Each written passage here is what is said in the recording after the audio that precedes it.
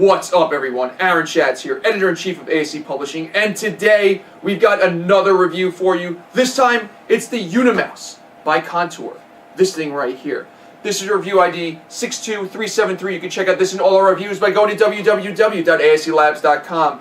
But you are watching a video right now, aren't you? I hope you are, because otherwise this is really awkward for both of us right now. You might be watching this on YouTube right now. I'm going to save you the trouble. There's a subscribe button right down there. You hit that, you'll be informed of all the content as we post them. All we do these days is our videos. So if you subscribe to our YouTube channel, you'll be good to go. If you don't have time to watch our very, very in-depth, long reviews, you can check out the 1-minute review. Click the description below to expand it. See the link to the 1-minute review.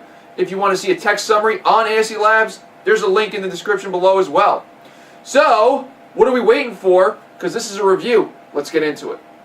If you haven't seen the unboxing, I'll save you the trouble right now because I've laid out what's in the box. Except for some literature, there is some literature in this box. And I'm not going to take it out to show you because it's just some instructions. So you get the mouse itself. We'll go into that in a little bit. You get the receiver. And you get this doohickey, which I'll explain in a second. And a micro USB cord. So this micro USB cord and this receiver, you'd be like, alright, so great. You plug the receiver in, and this is for charging. But let's just say that the receiver is in the computer, and the computer is really far away, and the signal is just not reaching from the actual mouse to this thing. That's why they give you this weird thing here. It's got micro USB on one side, and then a USB port on the other. So what you would do is you would plug this receiver into here. I'm used to USB-C, so none of this stuff makes any sense to me about the flipping around. And then you plug this thing into here, and now you can plug this thing into the computer and have a longer length for the receiver to actually be closer to the mouse. So that's how this works. This also works as something else. Like you can actually use this as an extension if you wanted to. Like if you plug it into here, now you've got a USB extension cord. Great.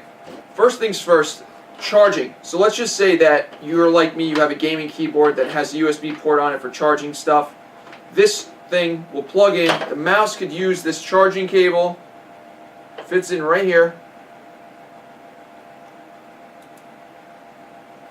Just like that. And now you have a regular wired mouse. That's it. This works wired. It does not require the receiver to work. If you unplug it, if you unplug this from here, it'll actually use the receiver.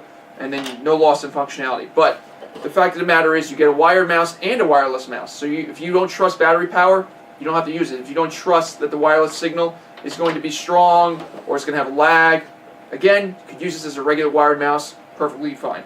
If you want my suggestion, it's to do this. Unplug your mouse. Let it roam free. There's no need to be tethered to a wire anymore unless it's charging. Let's be honest here. It's been a really long time since we've had the initial phase of wireless input devices. And yes, those initial ones had terrible lag. They were awful.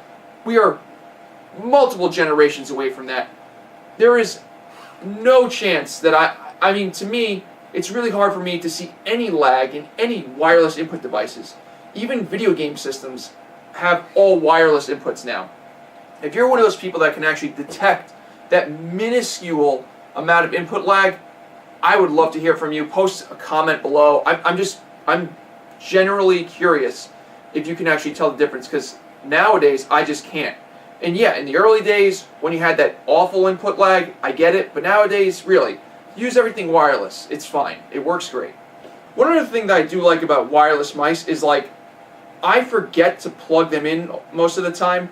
I think I've had this unplugged for 2 or 3 weeks before I was like, oh, maybe I should charge it up. I've been using the mouse for 2 or 3 weeks without a problem, and it still wasn't even low on battery power. It wasn't flashing or anything. So a mouse like this you can use for a really long time on battery power wireless, and I didn't have a problem. And if you do, you can just plug it in with the wire and continue to use it as a wired mouse. What makes the Unimouse actually unique? I'm going to hold this up, put it right there for you. Look at that. Look at how crazy this looks. It's not that it looks crazy, it's that this is the type of mouse that allows you to basically fit in your hand however you want it to fit in your hand. So, for instance, let me move this out of the way a little bit. One of the things that I was talking to this company, they're all big on ergonomics and basically having accessible input devices. So one of the things that you notice is if you have your arms on a desk like this, does it sit like this or does it sit like this? So now move this mouse over and then put it in your hand. That's the purpose of this mouse right here. It's so you're not like putting your palm facing down, you're putting it where it would naturally rest on the actual desk. So that's one of the big features of this mouse. That's not the only feature though. So now you understand where the design is coming from. Let's go into the actual way that it can articulate everything. So everyone's hands slightly different, bigger, smaller, whatever. One of the big things about this mouse is that it could change its shape and its angles and all that stuff. What do I mean by that? So let's just say that your hand, that you rest and you're pretty much like vertical. No problem. Watch this. So you want to tilt the base more? Bam. You tilt the base all the way up. So now you can hold the mouse like that. Look at the difference here. Look at the difference. You can actually just hold it just like this. Pretty crazy. So let me put it back down to where I feel comfortable. It's right about here. And once it's there, it pretty much stays in place. You don't have to do that. But if you need to adjust, just put a little force on it. It'll adjust itself. Another area that actually moves and articulates is the thumb pad right here. So you see this thumb pad, nice big thumb pad. So let's just say your thumb extends out pretty far. Well, no problem. So what you're going to do is just push the thumb pad out, forward. Let's just say your thumb sticks out a lot more. Well, no problem. You just pull it towards you. And now it sticks out like that. So the thumb pad can tilt. It can articulate in so many different ways to make your thumb rest on this however you feel comfortable. So just get your hand in there. Just get it to where it feels like comfortable. And let's see here. I think it feels comfortable right there. Move it back a little bit. Right there. Push it in. There. There.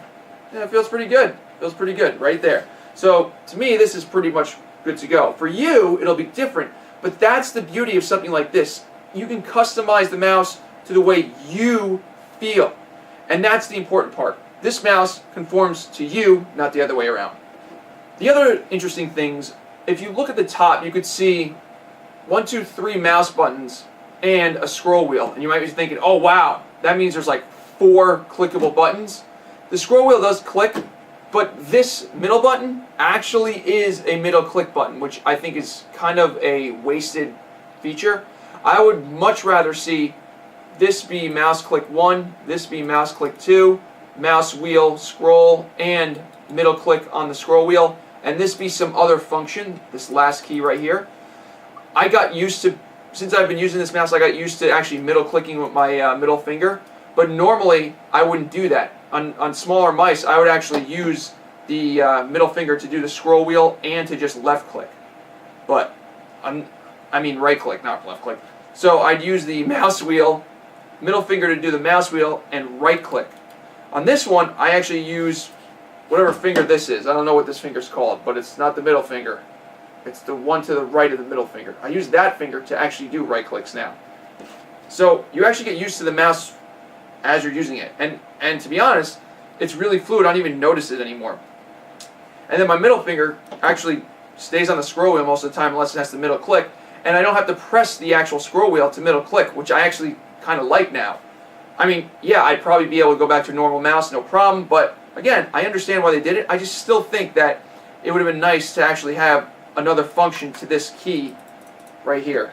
And on this side, you have the standard back and forward buttons. Now, those take a little bit of getting used to because if you look right here, if you see my thumb, it has to actually come up a little bit to hit them. I would much rather have the buttons built into this little pad right here so you don't have to actually come off the pad to use them. I would just been like rock your thumb up or a little bit forward to actually hit those buttons.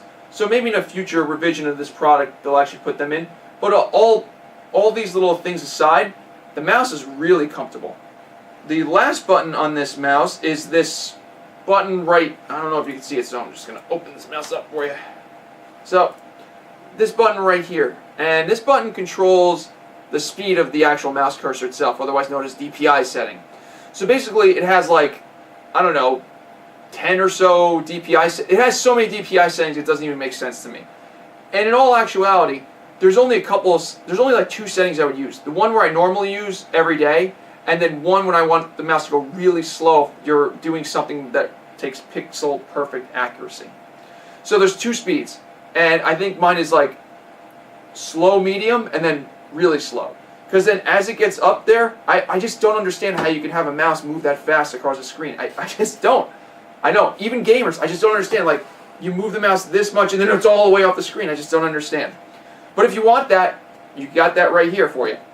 On the bottom, you actually have the on and off button, and turn this thing on right there. You can see that the lights flash a little bit to show you how much battery power it is. Let's see if I can do it again. There we go. So it flashed. So if I wanted to adjust the DPI, all I would do is hit this button here, and you can see that it's all green.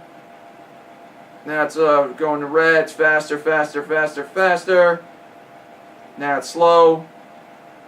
Now let's put it to the one. I think I had it on this one or this one. Yeah, I think it was that one. So I use the all green, and then the red one just doesn't make any sense to me. It just gets too fast. I don't get it.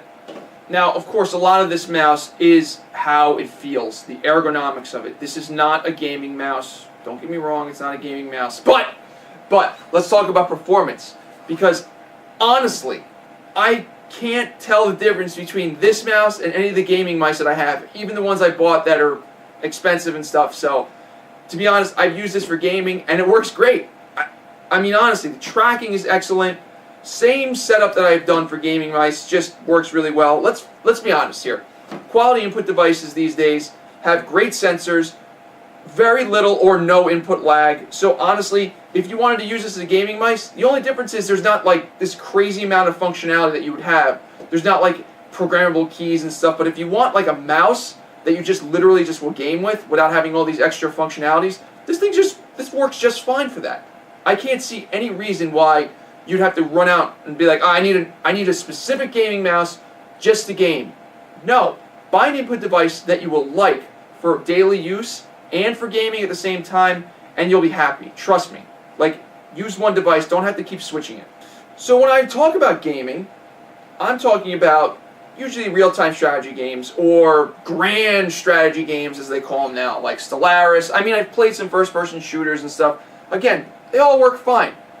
But let's be honest here, this is a productivity mouse, right? This is for ergonomics. This is for accessibility. And in the general daily use of my computer, you don't even notice it. And that's what an input device should be. You should not notice you using it. It should just be there, just getting your job done, and that's it. And this thing does that. As soon as I got it to the point where I was like, oh, this feels good right here, this articulation feels good right here, and then I started using it, everything felt great. I stopped noticing that there was different because obviously anytime you switch from one input device to another, there's a slight learning curve to just get your muscle memory all in order. But once that curve, I surpassed that, it was great. It was fantastic. Like, I can tell you this, that I don't know if it's making me feel better or not. I really can't tell you. But like, all I know is like, when I put my arms on the desk, they actually do rest like this with my palm elevated on the thumb side. So this actually makes a lot of sense to me. I hope it makes sense to you, but if not, input devices are subjective, so there you go. To me, I think this makes perfect sense. Now, if you're left-handed, you might be saying to yourself, well, I'm screwed. I can't use this because let's face it, you're not using this for left-handed. Contour Design actually has a product for you. If you go to their website, they actually have a left-handed version of this mouse. That's right. They make a version of this mouse specifically for left-handed people. I mean, if you're left-handed, how many left-handed mice do you actually get? It's pretty cool, right? I'm not left-handed, so I don't care that much, but there you go. All in all, I actually like the design of this product. I like that it's very customizable, and pretty much, you know I say this all the time in input device reviews, but input devices are very subjective. If you can try this before you actually make a decision, I highly suggest doing it. That being said, with a product like this that's so customizable, it would be pretty hard for you not to like it as long as you understand what it's trying to target. Remember, It's not trying to be everything. It's not trying to be the perfect gaming mouse. It's not trying to be the perfect everything. It's saying, how do you use your computer on your desk? When you're sitting at your desk, how does your arm fall? How does your hand fall? If it falls like this, like normal, put there like that, makes sense to me. If it makes sense to you, there you go. The Contour Design Unimouse retails for about $80 at the time of this review right now. Like I said, if you're left-handed, you can get a left-handed version of this mouse. Just go to their website, Contour Design, and order a left-handed mouse. You can also order this in wired, but why? Get the wireless one. ASE Labs and ASE Publishing would like to thank Contour Design for giving us this product for review. You can check out links in the description below and on ASE Labs to purchase this product from Amazon right now. It's $80. Again, if it looks good to you, think about it. I like it. I think it's a good buy.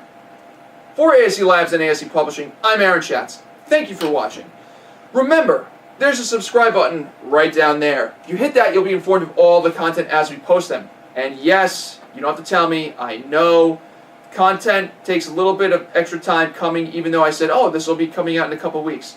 Just know this, that sometimes I procrastinate, sometimes I'm waiting on companies to contact me back, and sometimes I'm just busy. Again, I apologize, but again, the subscribe button is all you need, because that means you'll be informed as we post things. It's a win-win, right? I get to post things, and then you get to tell me that this took really too long to actually do. It's great, isn't it? And remember, you can go in the description below for the links that I send in this video. You can go below for a comment. So please comment on the video. Tell me how poor of a job or how great of a job I did. Tell me if you like the products I'm reviewing. Tell me if you agree with the review. Love to hear from you. And as always, though, thanks for watching, everybody. We will see you in the next one.